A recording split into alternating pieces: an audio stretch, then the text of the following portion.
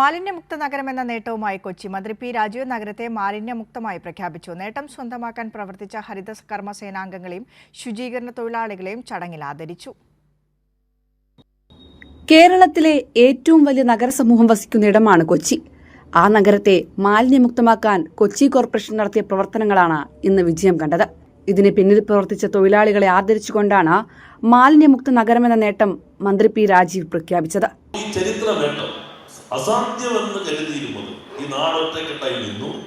Government അതിനാവശ്യമായ നിർദ്ദേശം നൽകി. മേയറും കോർപ്പറേഷൻ മുൻപിൽ നിന്ന് നയിച്ചു.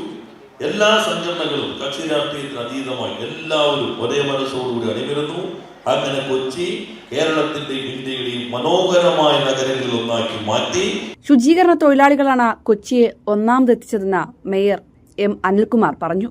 ഈ നഗരം ഇന്ത്യയിലെ 50-ാം സ്ഥാനത്തേക്ക് എത്തിയതിൽ കേരളത്തിൽ 1-ാം സ്ഥാനത്തിൽ എത്തിച്ചത് എൻ്റെ മുമ്പിലുള്ള ശുചീകരണ വിഭാഗത്തിലെ തൊഴിലാളികളാണ് എന്ന് നന്ദിയോടെ കൊച്ചി നഗരത്തിന് വേണ്ടി ഞാൻ അറിയിക്കുക.